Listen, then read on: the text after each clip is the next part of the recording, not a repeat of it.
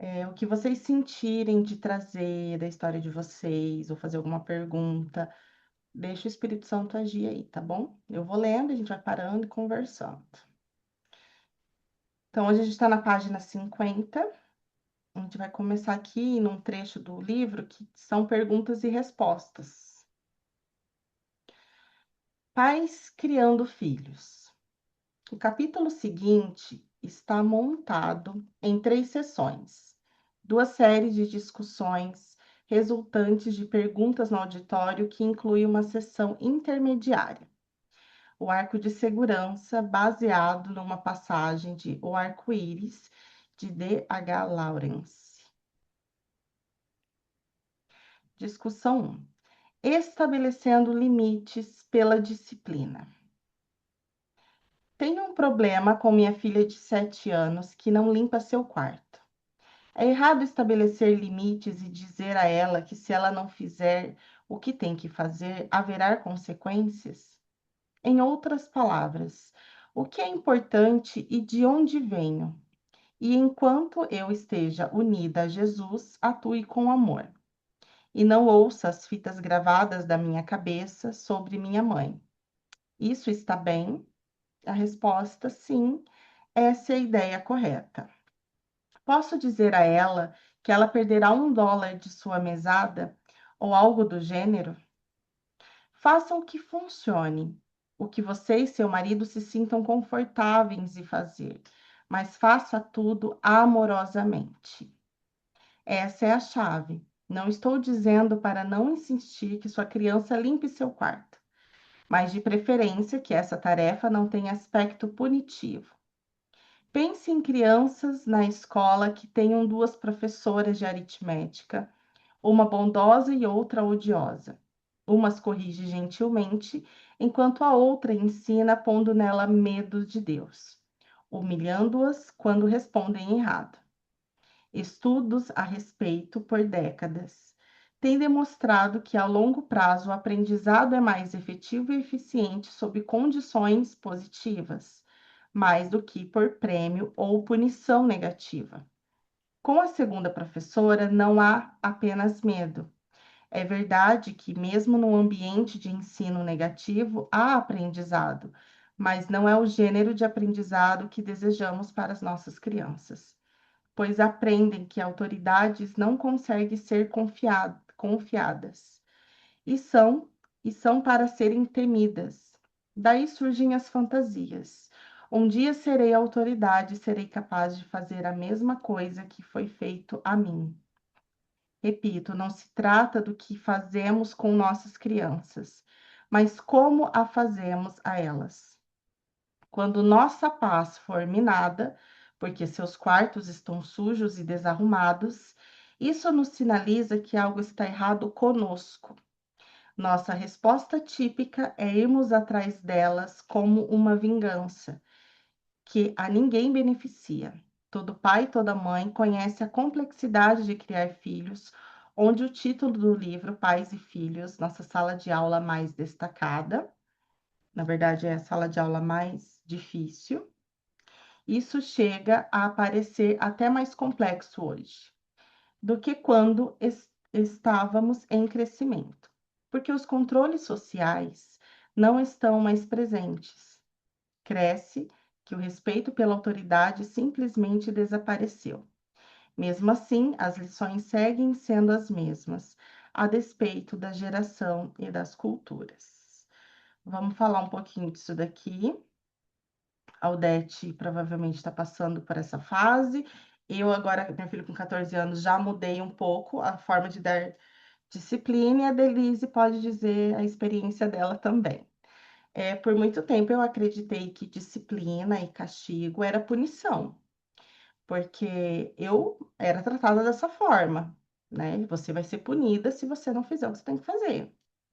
Se você não limpar esse quarto, se você não tirar notas boas, porque os meus pais também foram ensinados dessa forma, né? Por exemplo, a minha mãe sofria muita violência física. Comigo, ela já não fazia tanto isso. Tacava o que tinha na mão ali, mas nada comparado, por exemplo, ao que ela vivenciou.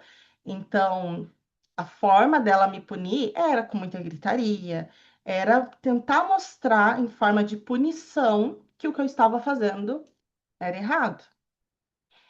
O meu pai já era mais de sentar e conversar. Eu lembro que meu pai só me bateu uma vez na vida. Mas, em geral, eu cresci entendendo que punição, castigo era algo negativo. Aí, com o meu filho, eu já fui levando de uma outra forma. O meu marido vinha muito com essa ideia de que punição era bater, era dar castigo, e eu sempre tinha em mim que não fazia muito sentido, que, na verdade, o que que é a punição e o castigo? É fazer a criança tomar consciência da ação que ela tomou. Então, tá, eu não fiz tarefa, eu tirei notas baixas, qual que é a consequência disso? Isso vai atrapalhar no seu aprendizado, você pode repetir de ano, ou a professora pode, sei lá, te deixar sem recreio. Se você não arrumar seu quarto vai ficar todo bagunçado. Eu preciso ter uma comunicação com a criança onde ela entenda que dentro da casa e da escola ela tem deveres, ela tem responsabilidades. E quando ela não cumpre aquilo, existem consequências, e consequência não é punição. É apenas a consequência da escolha que ela fez. Então, ela tem uma consequência se ela escolhe estudar, e ela tem uma consequência se ela escolhe não estudar. Ela tem uma consequência em ter um quarto organizado, e ela terá uma consequência de um quarto desorganizado. Então, no momento que a criança tomou consciência disso, ela aprendeu. E se ela aprendeu, ela não precisa ser punida. Até antes de começar a estudar, isso para mim vinha muito claro. E aqui, né, nessa conversa, né, nesse trecho, diz que o ponto principal não é sobre disciplina e limite, é sobre amorosidade. Como está o estado da minha mente quando eu vejo o quarto do meu filho bagunçado, quando eu falei que era para lavar banheiro, era para lavar louça. Eu lembro que minha mãe saía e falava assim: Bruna, quando chegar em casa, eu quero essa casa limpa. E daí faltava ali 10 minutos para chegar, saía correndo fazendo tudo, porque quando chegar tinha que estar tudo arrumadinho. Então, o que que a gente está aprendendo com isso, né? Como que está o estado da nossa mente quando eu estou punindo o meu filho? Eu estou me vingando porque eu só estou repetindo o que os meus pais fizeram comigo? Nossa, se eu chegasse em casa e a louça não estava lavada, minha mãe me batia. Então, eu vou fazer a mesma coisa com meu filho. Eu lembro que eu ainda falava, ai, não vejo a hora do Augusto ficar adolescente para eu falar, quando eu chegar, eu quero essa casa arrumada. Hoje ele ajuda, mas assim, eu chego, a casa não tá arrumada, eu falo, o que que a gente combinou? Então vem agora lavar essa louça, e vai lavar a louça. Mas ele não tem medo de, por exemplo, eu chegar, a louça não tá lavada e ele apanhar. Porque ele sabe que ele não vai apanhar, entendeu? Ele vai ter que parar o que ele tá fazendo e vir lavar a louça, porque é o que a gente tinha combinado.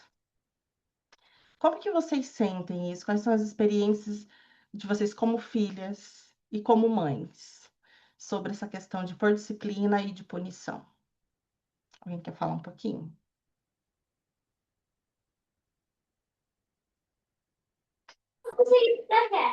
Pedi um minuto de silêncio para os meus filhos, vamos ver. Problema.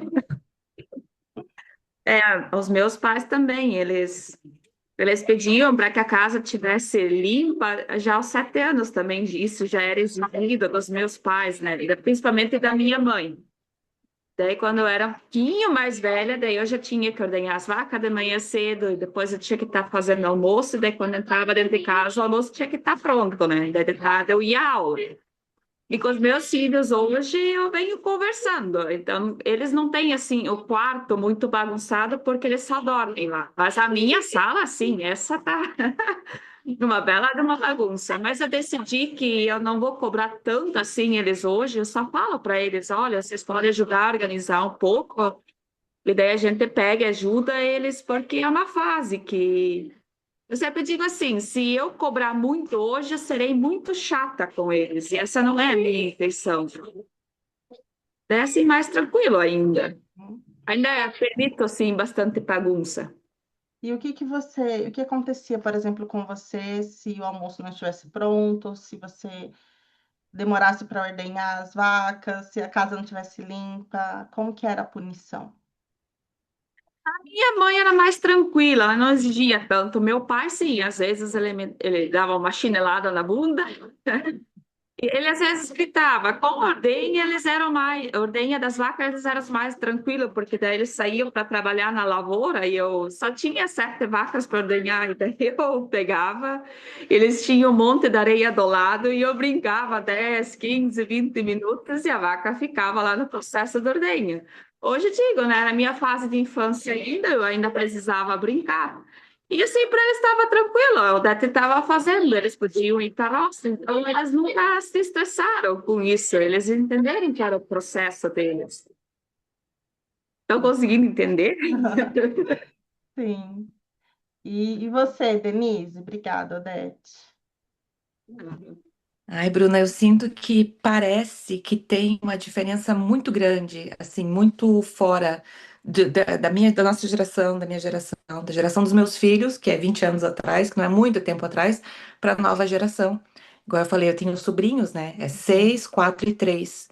E assim, parece que essa geração veio já decidida a não aceitar. E não só os meus sobrinhos, eu olho no mercado, crianças, eu vejo, nossa, que geração, que crianças diferentes do que os meus foram, do que eu fui.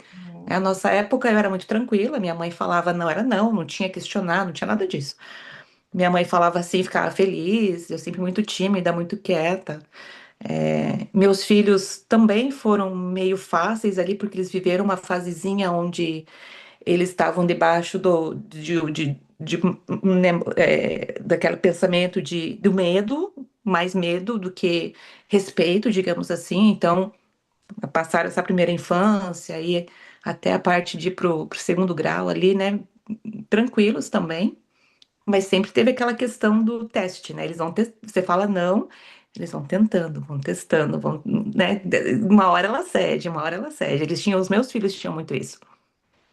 E parece que hoje em dia, com essa geração, que é dos meus sobrinhos, parece que não existe, assim, limite. Parece que uma hora eles ficam ali, 2 horas, eu já vi, sabe, chorando, insistindo, aí, tá, toma, vai.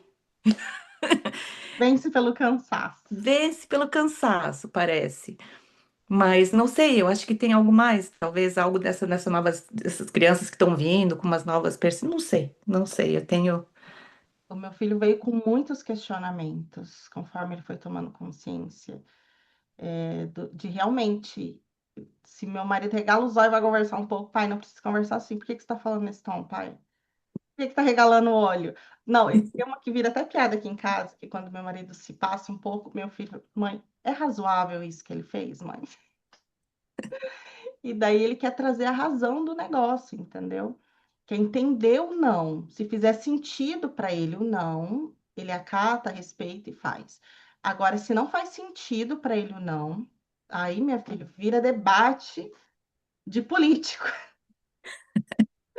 Aquela discussão de todos os lados para ver quem vence, porque que é o não. E daí entrou muito para mim essa questão de a minha educação será com base nesse amor. Eu quero que meu filho nos respeite por amor, não por medo. Porque senão, realmente, quando crescer, porque agora é pequeno, mas e quando crescer, for maior que o pai, pelo jeito vai ser maior que o pai? Ele tem que entender que a autoridade do pai e da mãe ali está no amor que existe em todos nós, nesse amor que traz essa unidade. Tipo, eu vou respeitar, vou ouvir o que a minha mãe e meu pai estão falando, vou levar em consideração, porque eu os respeito por amor e não por medo.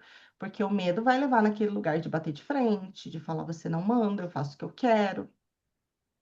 Então, uma educação, uma disciplina com base realmente na violência, e é onde a gente só fica repetindo padrões daquilo que fizeram com a gente. A gente olha para o nosso filho até como forma de vingança, do tipo, ah, você não me obedeceu? Vou te castigar por isso e aquilo. A gente entra, às vezes, numa competição. Eu vejo que isso acontece muito nas famílias. Competir para ver quem tem autoridade. E daí a gente sai dessa amorosidade que está sendo proposta aqui. Vamos para a próxima pergunta. Esse aqui a gente já leu.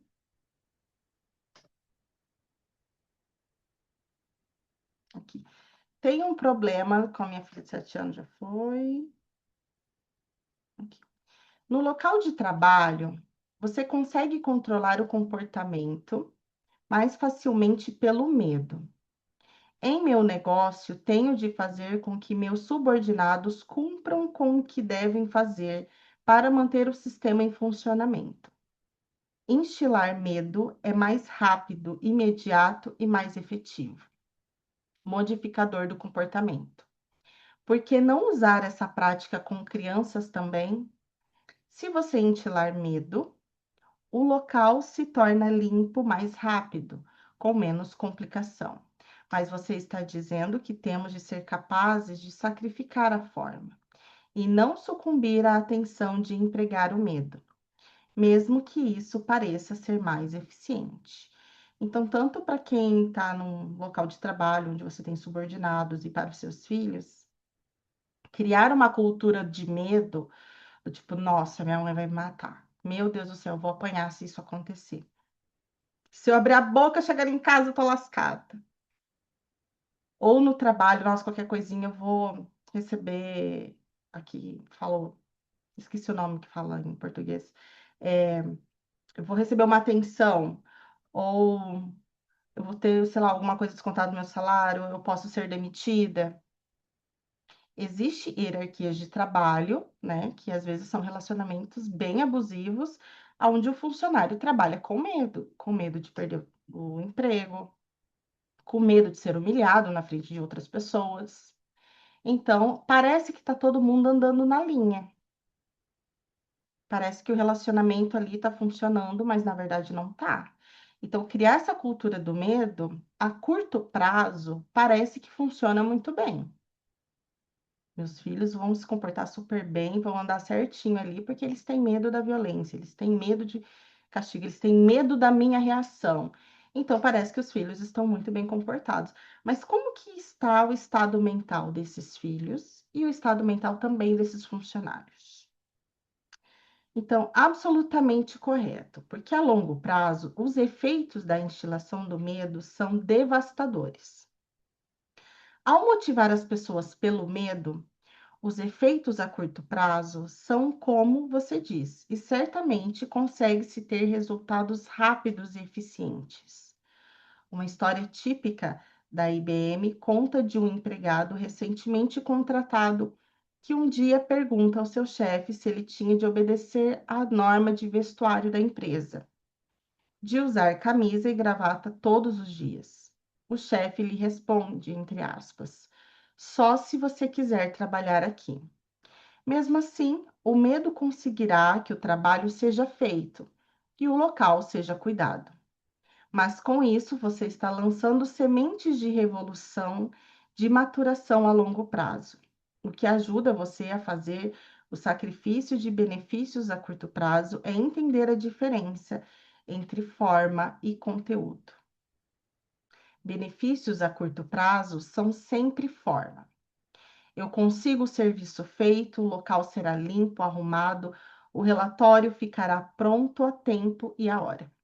Por outro lado, se você está ciente de que o que você quer é que suas crianças aprendam e você inculcou em sacrificar por enquanto a forma, serviço, limpeza, arrumação e relatório, talvez o serviço não saia tão perfeito. O local não fique tão impecável, o relatório retarde um pouco. Talvez nem todo o serviço seja perfeito, tanto quanto você gostaria. Mas seus filhos e sua equipe aprenderão o que significa ser amoroso. O que quer dizer que os filhos e as pessoas cuidadas por sua equipe aprenderão amor. Pode ser que de imediato não haja efeitos a notar, mas com toda certeza todos crescerão, inclusive você. A longo prazo, os efeitos serão tangivelmente positivos e duradouro para todos. E, e notadamente em você, que crescerá mais do que cada um isoladamente. Você consegue fazer isso acontecer como pai ou mãe, supervisor, dirigente, professor, se ficar mais atento ao conteúdo do que à forma. Um curso em milagres trata de uma mudança da forma de culpa do relacionamento especial para o conteúdo de amor do relacionamento santo. Isso que está dizendo aqui vai completamente contra o sistema de pensamento do ego, né? Talvez seja até mais fácil a gente entender, tá bom, vou tratar os meus filhos com amor. Mas quando se trata de uma empresa onde você precisa de resultados, de dinheiro, a disciplina é extremamente necessária. E existe sim essa cultura de que você acaba não tratando ali a pessoa como um ser humano. Ela é o papel que ela ocupa, né? Ela deixa de ser um ser humano para ela ser uma função, a função de trazer resultados. Então, para quem é líder em alguma coisa e estuda um curso em milagres, está trabalhando o seu autoconhecimento, é algo revolucionário você olhar para os teus subordinados como você mesmo, olhar como uma extensão desse amor, olhar para além dos seus papéis, olhar para além daqueles deveres que eles estão cumprindo, olhar além dessa meta de que eu preciso de resultados e dinheiros e eficiência. É bem desafiador. Mas aqui está dizendo se você optar por tratar tanto os seus filhos quanto os seus subordinados com uma mente que está lembrada desse amor, o resultado pode ser que demore, mas ele virá de uma forma mais constante, ele virá de uma forma certa, né? As pessoas vão dar o seu melhor no trabalho, seus filhos vão te respeitar, seus funcionários vão te respeitar por amor e não por medo. E um respeito que vem pelo amor é algo completamente diferente do respeito que vem pelo medo. Porque, por exemplo, o funcionário que está ali por medo, assim que ele arruma um emprego melhor, ele sai. E se tiver oportunidade ainda de entrar com processo, ele entra. No momento que você realmente precisa, talvez as pessoas não estejam ali para você, porque se o funcionário é só um papel a desempenhar, você também é só um papel de pagar o salário dele. Né? O relacionamento acaba acontecendo ali entre papéis, relacionamentos de ego. E um curso em milagres traz o convite para a gente usar tudo para se lembrar do amor, todos os relacionamentos, de pais e filhos, e até os nossos relacionamentos dentro do nosso trabalho, com o chefe, com subordinados, com sócios. Na prática, é algo realmente desafiador, mas assim, é a forma de construir um relacionamento santo, né? Usar absolutamente tudo. Então, um curso em milagres trata de mudança de forma de culpa do relacionamento especial para o conteúdo de amor e relacionamento santo. Amor rude. Eu tenho uma pergunta sobre amor rude. Por exemplo, como alguém sabe com certeza quando está bem pegar no colo uma criança quando ela chora toda noite? Resposta: amor rude é o amor formatado, que disciplina e impõe limites. O amor real é sem forma. Forma ou molde ou abstrato. Por enquanto, pense a respeito dele como uma água fluindo no rio. Algumas vezes, o leito do rio vai numa direção, outras vezes, numa outra. No curso do rio, algumas vezes, há pedras e galhos de árvores. Mesmo assim, a água segue, flui a despeito da direção ou da obstrução. A mesma coisa é verdadeira nos relacionamentos, e certamente com crianças. O amor, algumas vezes, é expresso de uma forma, algumas vezes de outra. Uma forma é amor rude, onde você é firme em estabelecer limites e impõe consequências nas ações. O erro está em elevar qualquer forma particular em postulado, em vez de abri-la dentro de você para o conteúdo, permitindo ao amor expressar-se de maneira mais útil, para que por isso siga o fluxo como ele seja e venha. Isso é como se houvesse um condutor interior com uma batuta, e você simplesmente segue a música. Pode ser forte, alta, o piano suave, o adágio lento, o allegro rápido. Você não precisa ter um livro que lhe diga o que fazer, que é o problema com conceitos. Nada há de errado com conceitos, exceto se os tornamos escritura sagrada. As pessoas escrevem livros como fazer algo sem se darem conta de que seus métodos podem funcionar para eles, mas podem não funcionar para outros. O que funciona para todos, entretanto, é deixar ir embora o ego. Mas como isso se processa, não consegue ser codificado num conjunto sistemático de regras e formato por normas. É por isso que não há virtualmente nenhuma relação de regras nesse curso. E não consegue haver nenhuma resposta correta à sua pergunta. De fato, a única regra que Jesus dita no curso inteiro está no livro de exercícios, que diz para não fazer mais do que uma lição por dia. Não há regras porque o currículo é altamente individualizado. Vamos falar um pouquinho sobre isso daqui? Eu mesma já passei por conflitos na forma de exercer a maternidade com essa questão de regras. Porque a primeira coisa, né, você para a criança ali, o que que já vem? Não pega muito no colo, deixa chorar. E tem que aprender a dormir sozinho. A única dificuldade que eu tive com meu filho foi essa questão de dormir sozinho.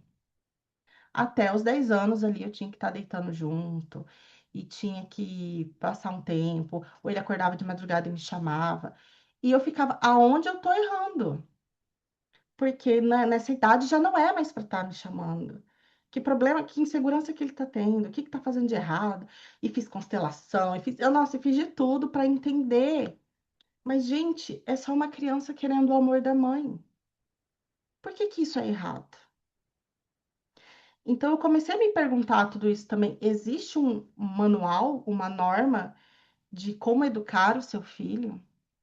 De como que ele tem que se adaptar na escola, como que ele tem que, até quantos anos pode chupar chupeta? Por exemplo, meu filho não chupou chupeta, mas tem criança que tem dificuldade de soltar a chupeta, soltar uma madeira, ou com quantos anos ele tem que dormir sozinho, com quantos anos tem que tirar a fralda, e daí se o seu filho já não está fazendo isso, já está tudo errado, você já não é uma boa mãe, ou ele não é uma criança que está nos padrões. Então, eu sinto que realmente no mundo, esse amor rude que está dizendo aí, que não é o amor verdadeiro, existem normas para tudo no mundo, né? Do que é ser mulher, do que é ser homem, do que é ser filho, do que é ser mãe, então tem um monte. Mas aqui está nos convidando a olhar para o amor verdadeiro, que é aquele amor que flui. Quais são as necessidades da sua criança? Eu, por exemplo, tenho um só. Vocês que têm dois aí, vocês vão poder me dizer mais. Cada um tem a sua necessidade, né? Parece que um é diferente do outro. Um é mais esperto para uma coisa, o outro é mais devagar para outra, e às vezes os dois se complementam, são completamente diferentes, mas daí é uma mãe só, tentando dar a mesma educação para os dois, mas uma coisa funciona para uma coisa não funciona para outra.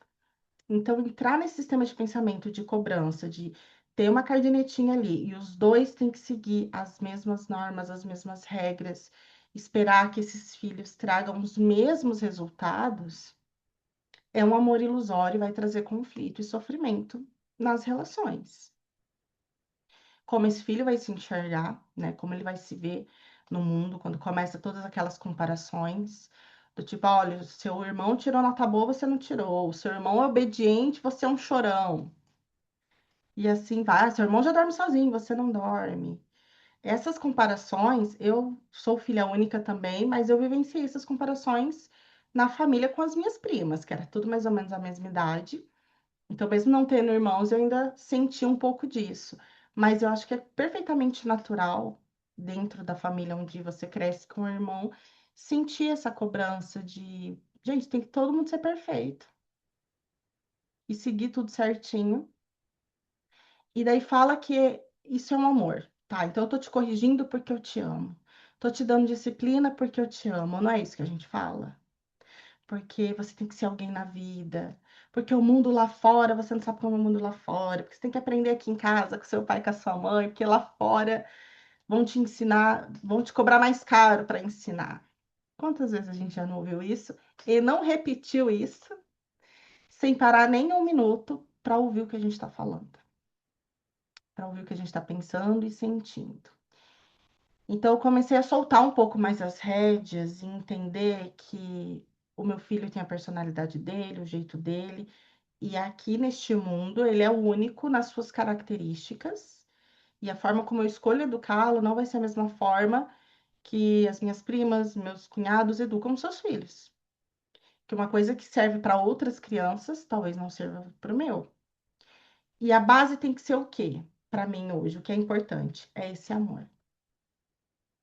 Esse amor verdadeiro, esse amor de Deus que é o único que existe.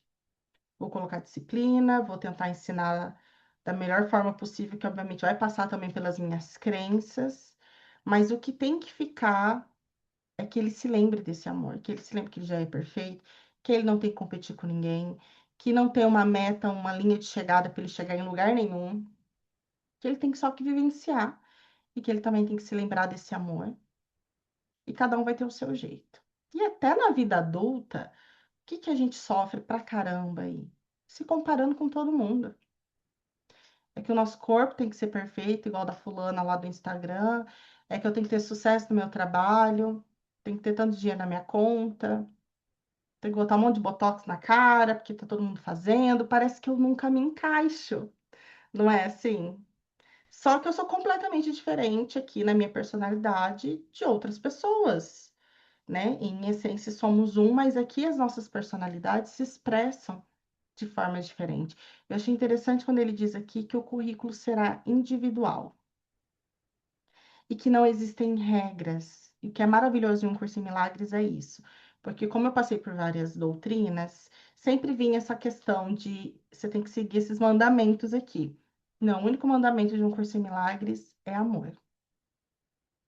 A gente precisa se lembrar desse amor.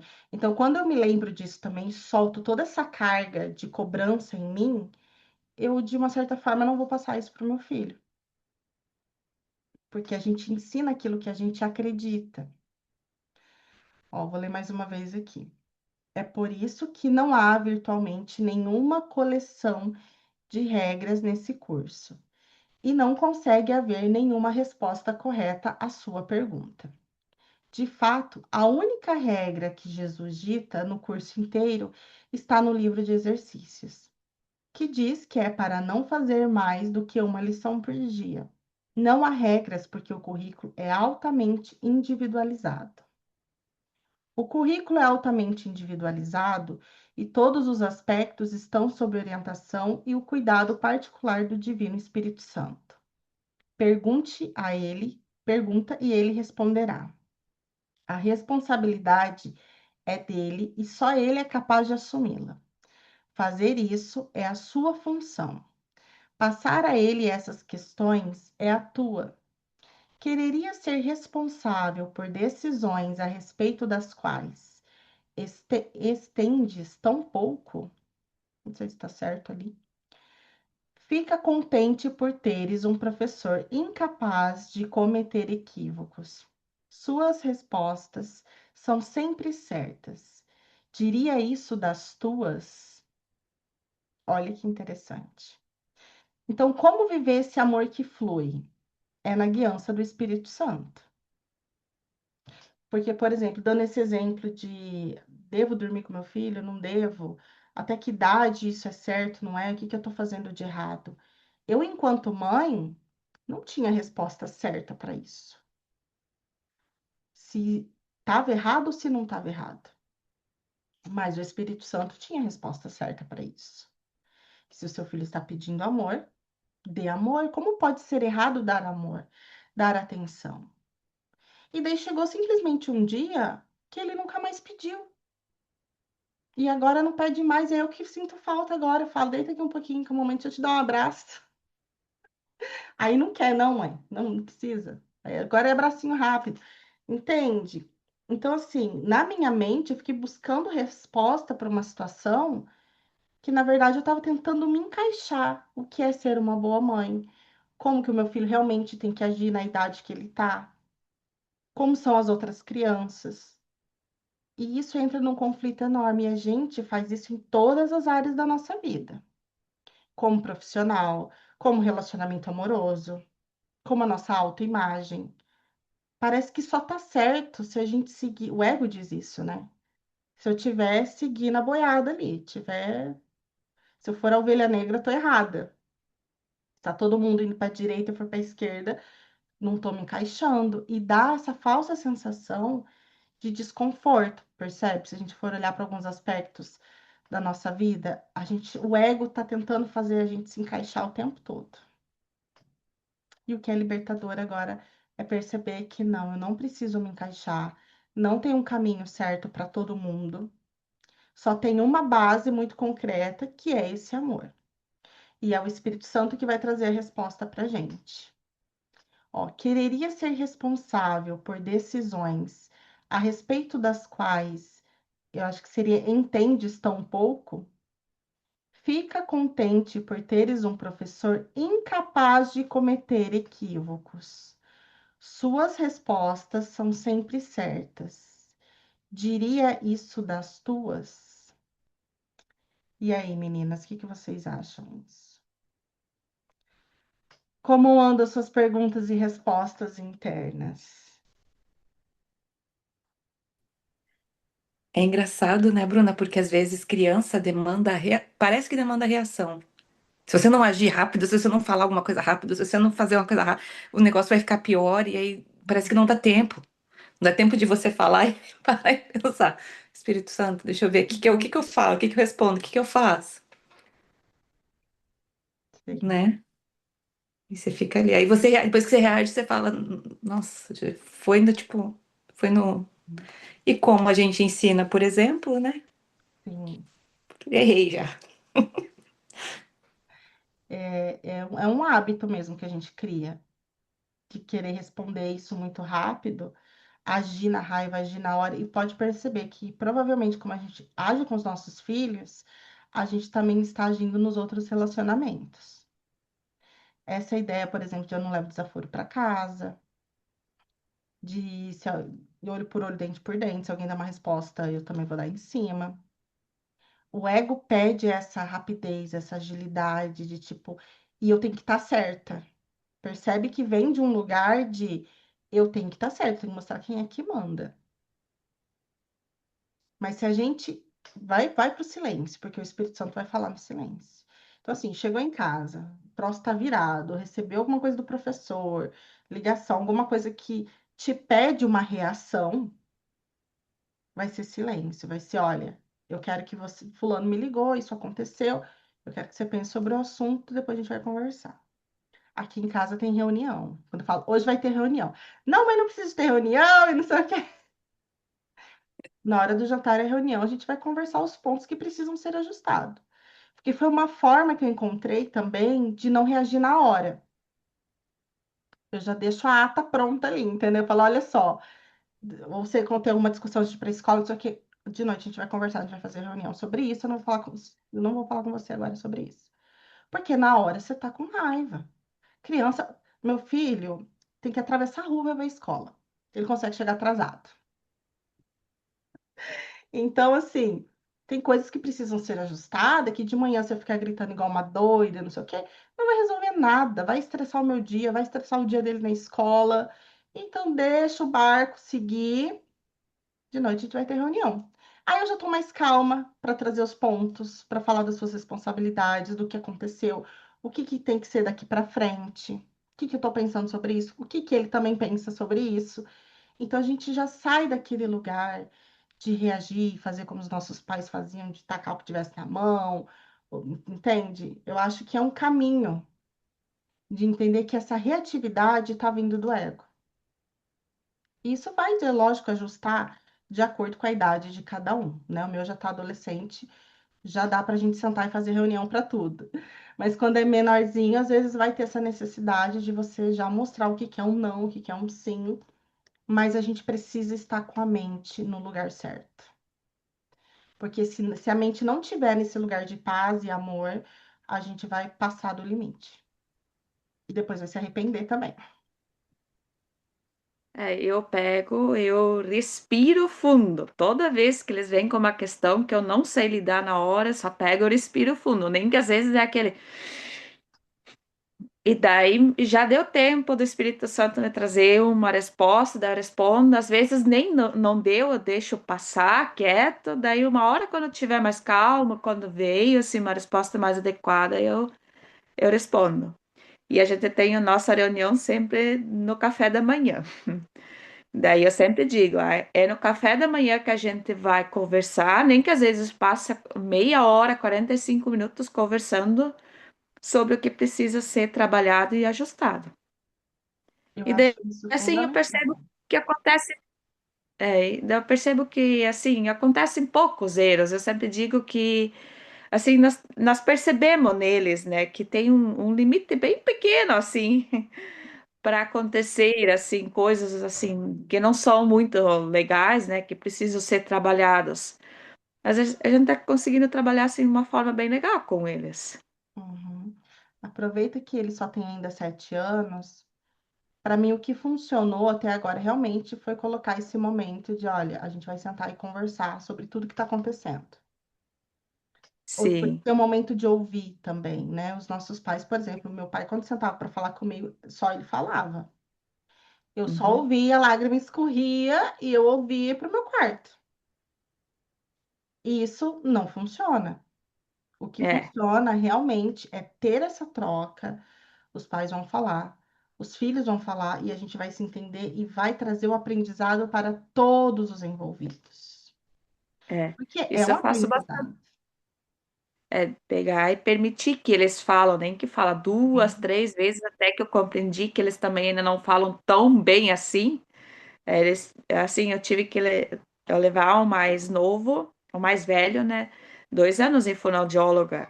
Também porque eu tive minhas dificuldades com eles, né? uhum, E o segundo agora também tô tendo que levar, e daí eles têm dificuldades na fala, daí eu preciso pedir para eles repetir, às vezes duas, três vezes, até que eu compreendi bem o que eles querem. E uhum. daí a gente vai conversando. E sobre essa questão da fala, né, não só no símbolo de realmente saber falar, mas o quanto isso estimula realmente uma comunicação amorosa para todos os envolvidos. O meu marido aprendeu muito com o meu filho. Ele era muito assim, realmente de reagir, de eu que mando, eu que sou seu pai, não sei o quê. E eu trazendo também para ele, a gente vai falar 10 vezes se for necessário. Ele queria falar uma vez só. Eu falei, cara, é para Sim, a vida inteira isso. Você vai falar 10, 20, 30, a mesma coisa. Então eu precisa falo um ter milhão muito de amor para vezes. conseguir fazer isso. Sim. Eu brinco aqui em casa, se precisar um milhão de vezes, a gente vai falar até que entra na cabecinha deles. Exatamente. E o que que a É gente foi que é assim. ensinado? Com violência.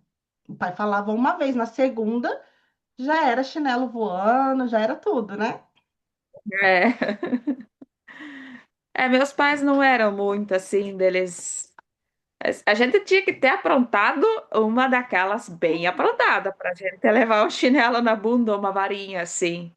Mas senão era mais na conversa. Agora, a família do meu marido, sim, lá não era a autoridade, eram os pais dele e eles não podiam falar, né? Ele também tem duas irmãs. Eles não tinham essa oportunidade de poder falar, era só escutar e ficar no seu cantinho quieto e você é autoridade, tá tudo certo, o que manda eu obedeça. E ele veio com isso para cá e ele não conseguiu nem estabelecer essa paternidade. Isso a gente teve que trabalhar até em terapia, eu e meu marido juntos, assim, porque eu também não sabia lidar com o silêncio dele, né? Porque ele não conseguia botar um limite ou dizer eu não quero isso, eu não faço isso. Ele simplesmente permitiu que os filhos fizessem com ele o que eles bem queriam. Uhum. E aí teve que trabalhar bastante isso. É o que a gente estudou no começo do livro, né? Falando que o que aconteceu na nossa infância acaba se tornando a nossa identidade. Então, quando a Uhum. gente vivenciou essa autoridade dos nossos pais, que foi baseada no medo, provavelmente a gente vai ser aquele adulto que vai ter dificuldade com o chefe, que vai ter medo de expressar o que está sentindo, que não vai entrar, não vai conseguir ter uma discussão de colocar os seus pontos de vista, as suas ideias, não vai conseguir impor limite, não vai saber falar não, porque vai ter que ser ali o quietinho, o bonzinho, o agradar todo mundo, aceitar tudo que as pessoas estão fazendo, porque você não tinha voz na infância. O que seu pai falou estava falado. Aí tá, isso ficou ali com o pai e com a mãe, mas a gente pega e leva isso para os relacionamentos também. Exato. Então, assim, é muito profundo a gente entender, né? olhar para nossa identidade e ver o que que fizeram comigo que eu estou escolhendo ainda carregar aqui na minha personalidade e ainda estou passando para os meus filhos. Uhum. Porque daí entra o escolher outra vez. Ó, porque nós, como humanos, somos todos diferentes uns dos outros. Assim, o conceito de amor rude nada mais é que o aspecto do amor. Os pais, algumas vezes, fazem o voto de jamais elevar suas vozes.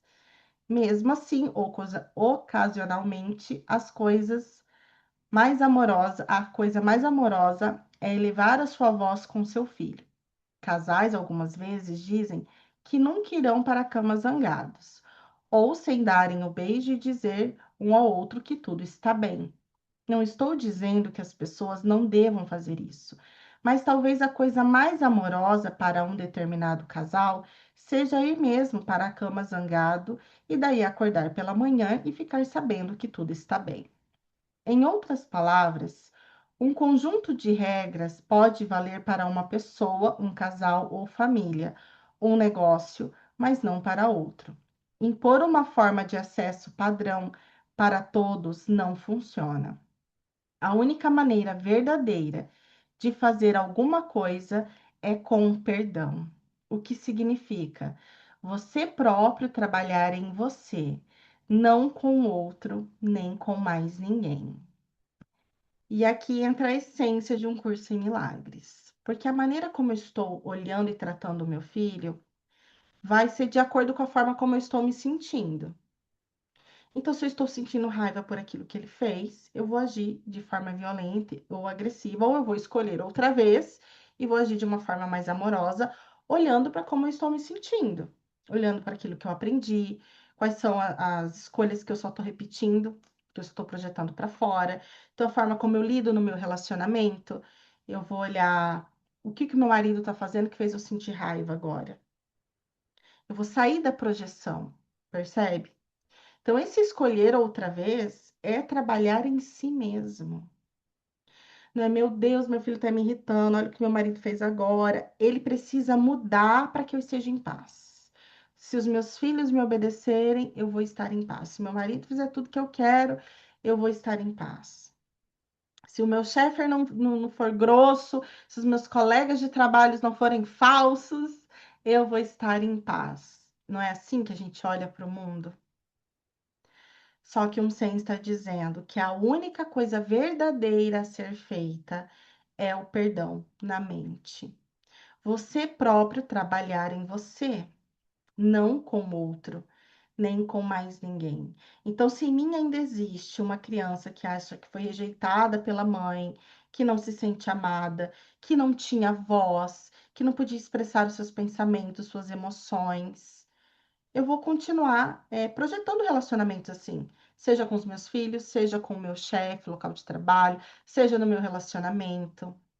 Aí vai parecer que o problema é sempre o outro, só que na verdade são os aspectos aqui da minha mente que eu ainda não integrei. E mais uma vez, um SEI traz essa autorresponsabilidade, né? Então, como o assunto aqui é pais e filhos, é importante a gente entender o que que eu colapsei aqui na minha mente do meu relacionamento com os meus pais. Como eu me vejo enquanto filha? O que que eu acho que faltou? O que que eu sinto que precisava ser mudado? Por que que eu acho que eu não recebi amor? E como que eu expresso isso no meu relacionamento com os meus filhos? Tem algum resquício? Ficou alguma coisa ainda sobre a forma como eu me entendo como filha que eu estou projetando no meu relacionamento com os meus filhos? Aí eu entender isso, escolhe outra vez e trabalhe em si mesmo. E o perdão é essa correção na mente, onde fica somente a lembrança do amor. Se quiserem falar alguma coisa, tá? Amor condicional. A mensagem que recebi de meu pai enquanto eu crescia foi de que ele não me amaria, a não ser que eu fosse bem-sucedida na escola. Eu me apeguei a isso e passei isso para meus 3 filhos. Em minha mente, eu sinto que uma resposta de um filho Bem, então eu não vou ter boas notas. E ele não as tem. Agora me dou conta de que eu fico mandando a ele mensagens de amor condicional. Tem uma criança que está há 6 semanas da formatura e que deve vir a não se formar. Daí, meu filho do meio pega isso tudo e vem para casa só com a nota máxima. Então, pergunto: o que faço a partir daí? Olha que interessante esse exemplo. Amor condicional. Na verdade, eu sinto que aqui nesse mundo, todos os relacionamentos são condicionais. É muito difícil a gente, talvez esse amor de mãe e filho possa chegar um pouco perto, e não são todas as mães e todos os filhos, do amor incondicional. Você conseguir amar o seu filho apenas por ele ser quem é, sem condição de te obedecer, sem condição de seguir o caminho que você acha que ele deve seguir. Se ele for só ele, você continua amando? Ou você só vai amar se ele te obedecer, se tirar notas boas, como está dizendo aqui, se for bem-sucedido, se seguir uma tradição familiar, se seguir o caminho que você acha que ele deve seguir, se casar com a pessoa que você acha que ele tem que casar, se ter o trabalho que você acha que ele tem que ter. Quantas crises familiares a gente não vê exatamente por isso? Eu amo meu filho até que ele não dê problema. Deu problema na vida adulta, o que que alguns pais fazem? Vira as costas. São inúmeras famílias onde isso acontece. Então, isso é o amor condicional. Eu te amo desde que você faça de tudo para que eu continue feliz, para que eu me sinta amada, para que eu esteja em paz. Não só no relacionamento de pais e filhos, no relacionamento amoroso, né? Por exemplo, relacionamento de marido e mulher é completamente condicional. São raras exceções e construções de relacionamento onde talvez se chega nesse, eu vou amar essa pessoa ainda que ela faça um monte de coisa que eu não aceite ou que eu não concorde. E é muito difícil mesmo, né? A gente tem um relacionamento onde a gente coloca regras ali, se a pessoa sai daquela regra, já não funciona mais. O que a gente quer fazer? Quer trocar o personagem, ao invés de trabalhar. Por isso que existem também tantos divórcios, porque as pessoas preferem, às vezes, ter um defeitinho, em vez de trabalhar naquilo ali, achar que vai ser mais fácil ou ficar sozinho ou encontrar um outro relacionamento. Porque realmente a base do amor está sendo condicionada. Então, não faz coisa alguma, é a resposta. Fique apenas com o que conseguiu entender disso tudo. Reconheça a dor que isso causou a você quando criança. Mesmo que você não necessariamente haja experienciado isso dessa forma. Compreenda que, usando a famosa citação bíblica, os pecados dos pais são repetidos até a terceira e a quarta geração.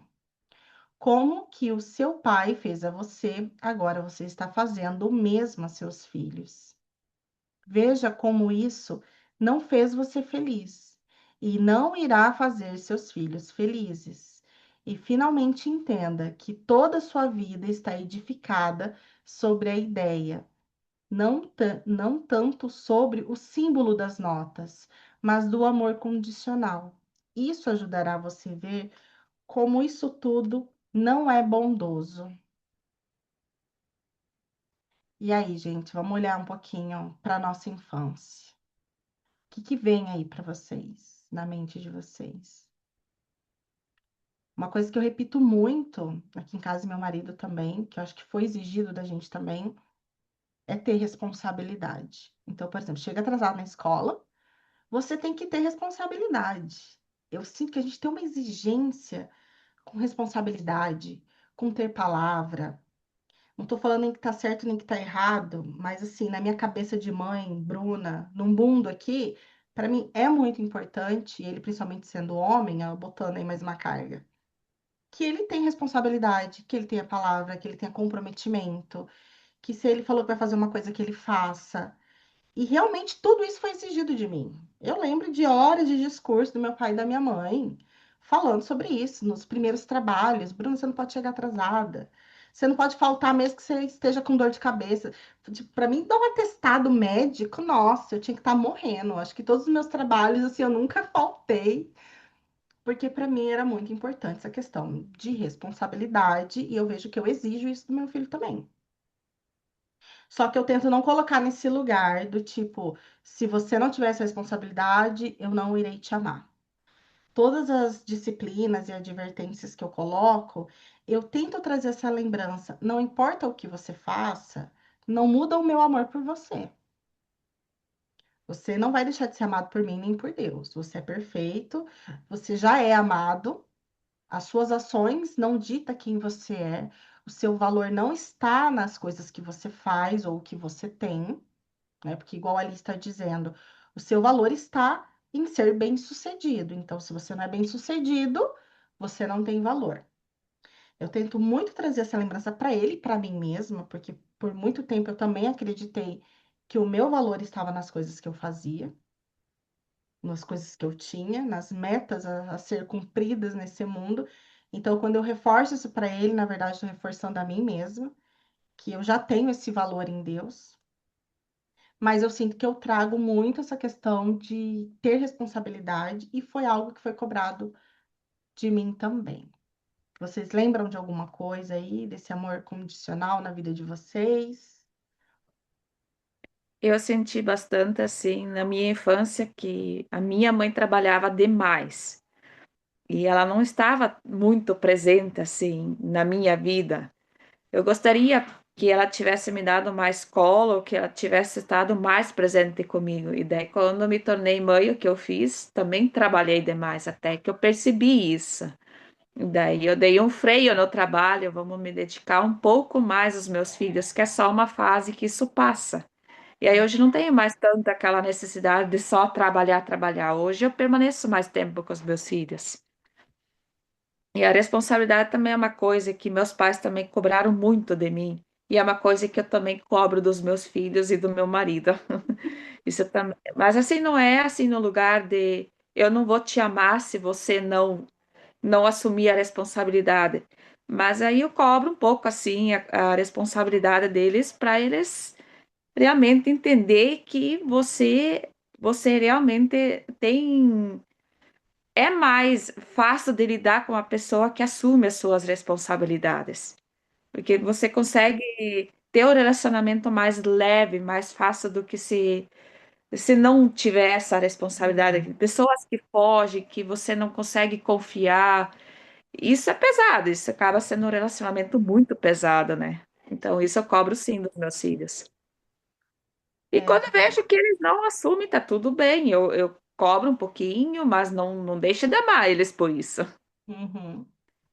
Esse é o ponto, né? Porque assim, a gente está transitando o tempo todo na dualidade e nesse amor que é a unidade. Então, aqui no mundo, vai existir necessidade de disciplina, de regras para todos os relacionamentos. Os combinados do que funciona, a gente não vai se relacionar com todo mundo. Vai parecer que a gente não vai se dar bem com todo mundo, porque realmente a gente está lidando com crenças, com personalidades diferentes, sabe? Quando às vezes a gente fala, ah, o santo não bateu com fulano, o jeito que o outro vive a vida não combina com o jeito que eu vivo a vida. Eu sinto que tá tudo bem essas diferenças aqui no mundo. O que eu preciso fazer é não entrar nessa mente de julgamento que leva para culpa, igual aqui nessa historinha, existe culpa nisso. Então, se você não tirar boas notas, não for bem-sucedido, você não será amado. Eu não te aceitarei, eu não te verei com bons olhos. Então, existe culpa nesse relacionamento. Então, é a gente colocar as regras, por exemplo, no meu caso, essa questão de responsabilidade é algo importante, eu vou continuar falando quantas vezes for necessário, mas entender que o meu amor não depende disso. O meu amor é, assim como o amor de Deus. Então, daí eu acho que a gente pode construir algo mais amoroso mesmo, né? Que, ó, isso ajudará você a ver como isso não é bondoso. Então, o que que a gente faz agora? A gente olha para tudo isso que está na nossa identidade, o que que a gente está repetindo de padrão com os nossos pais e repetindo com os filhos, e entende o que que é bondoso, o que que é amoroso, eu continuar repetindo ou não. que eu estou cobrando que está gerando culpa, que está gerando medo, comparação, competição.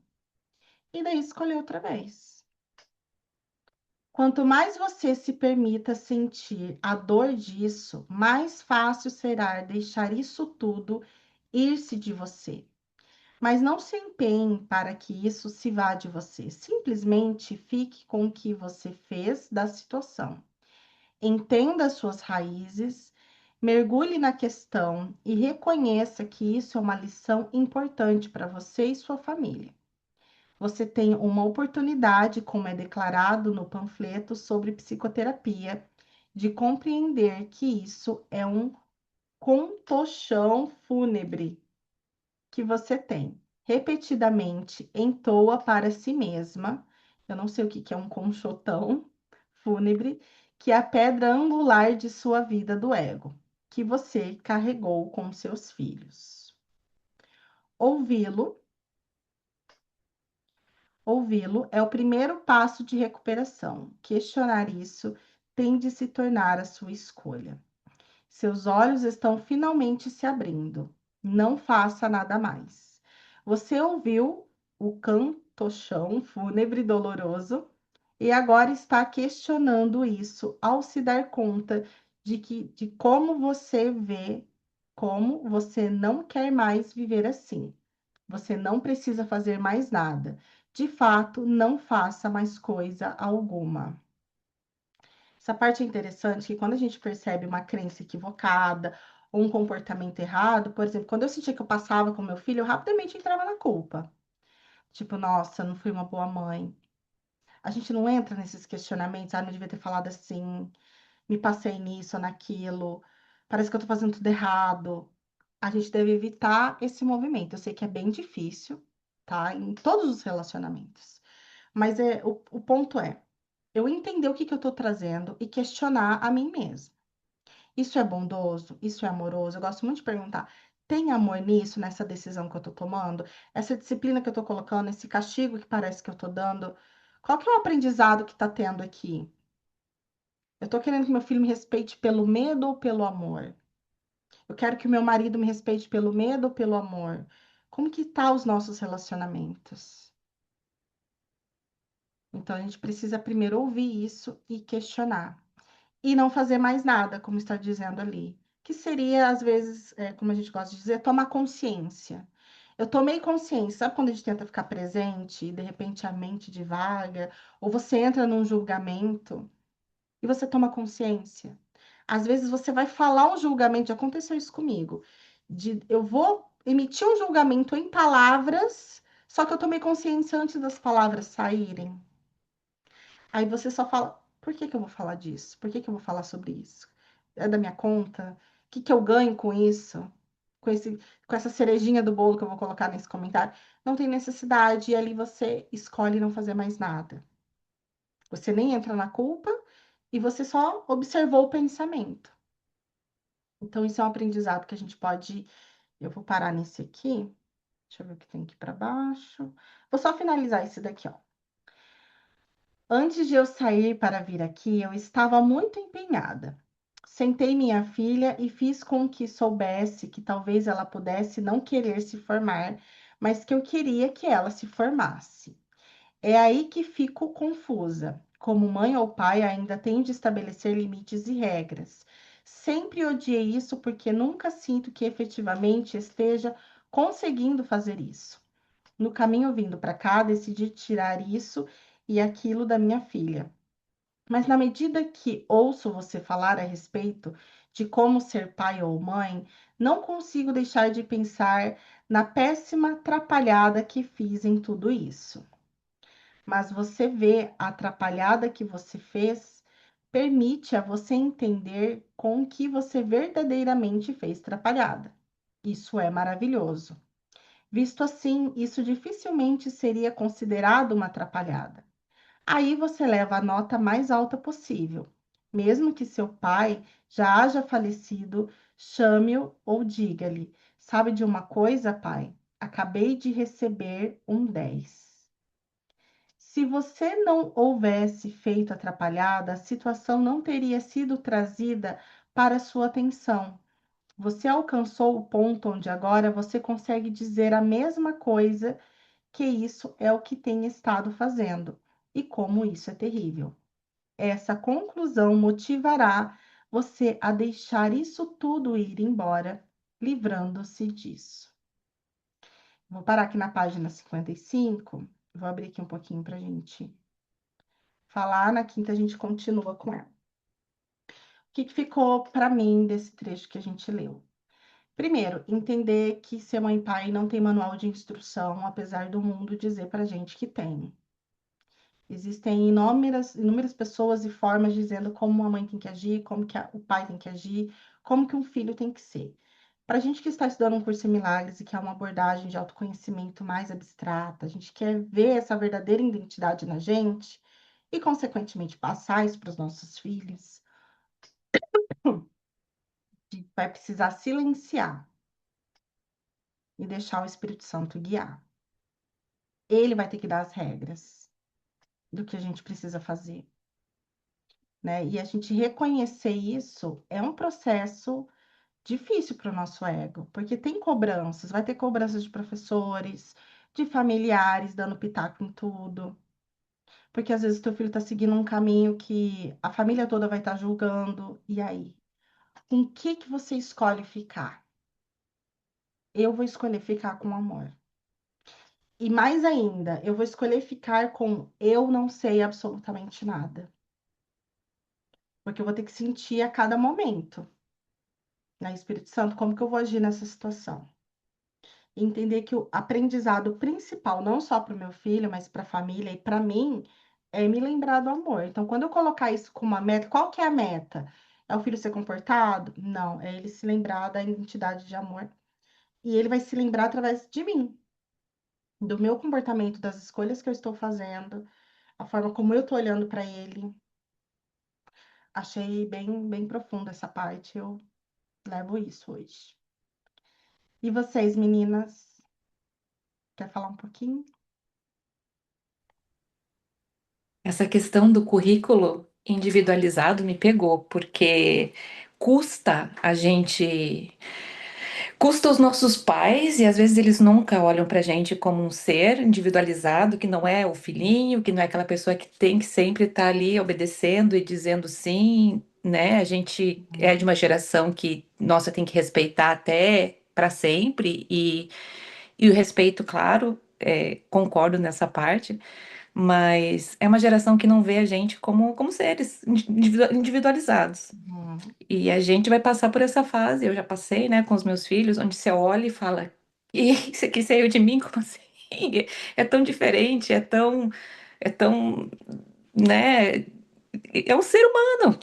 E as próprias crianças, né, quando a gente olha, crianças pequenas, são seres que já vêm com seus egos prontos ali, ser humaninhos com seus egos prontos, e suas é um currículo totalmente individualizado, onde cada um vai passar a sua experiência, não tem como generalizar, cada um vai experimentar de uma forma, eu acredito.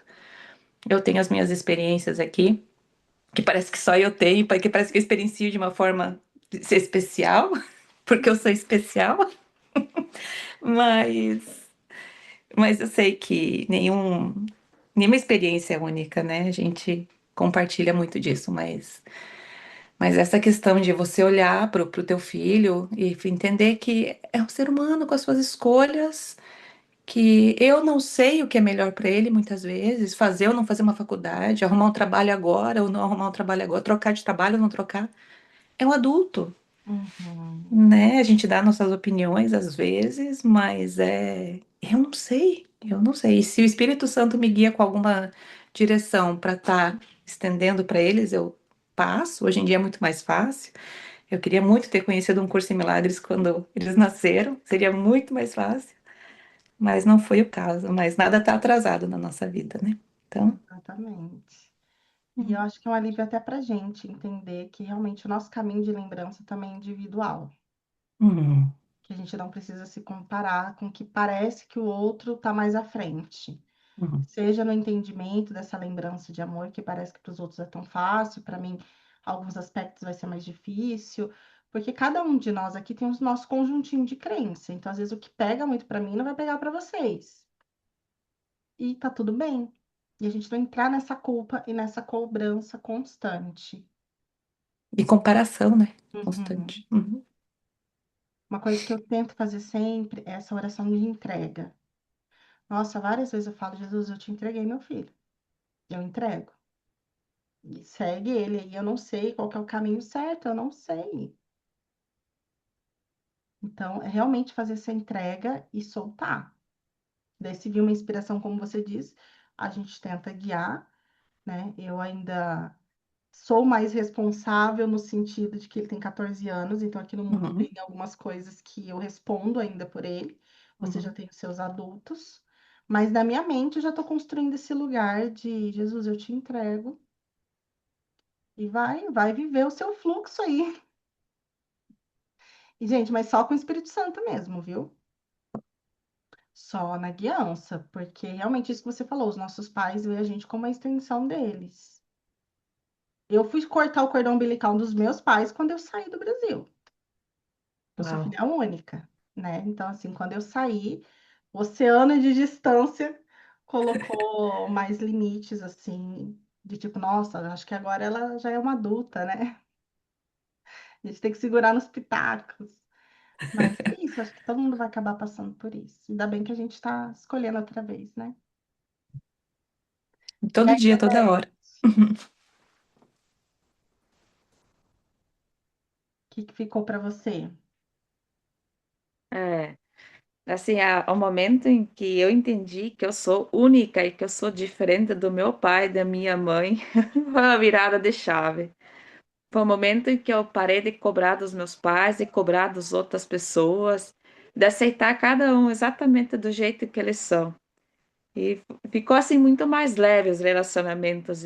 E como eu moro assim do lado do meu pai e da minha mãe, com a minha mãe eu tenho um relacionamento tão gostoso assim, é tão bom assim com ela, ela me aceita do jeito que eu sou, eu aceito ela do jeito que ela é, as escolhas que ela faz, para mim tá tudo bem, para ela tá tudo bem. Hum, Que nem você estava falando assim do cordão umbilical.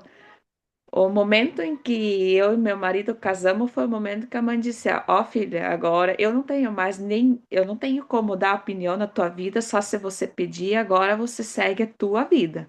Ela mesma cortou. O meu pai disse assim, né? Olha, se o marido que tu te casou foi capaz de botar a mão em ti agora, se vire, vocês são adultos. E já com meu sogro e minha sogra, não, eles não foram capazes de cortar o cordão umbilical ali mesmo, eu tive que interferir, cortar. assim, bastante. É, exato, e foi com muito conflito, com muita dificuldade. Meu marido acabou desenvolvendo pneumonia, até que ele mesmo entendeu que ele precisava cortar o cordão umbilical com a mãe dele. Mas eu acho que a mãe dele ainda hoje não conseguiu soltar, ela ainda está É, segurando. acontece Isso muito, Odete. Mães ali acontece, uma sim. vida inteira achando que o filho é propriedade delas, entendeu?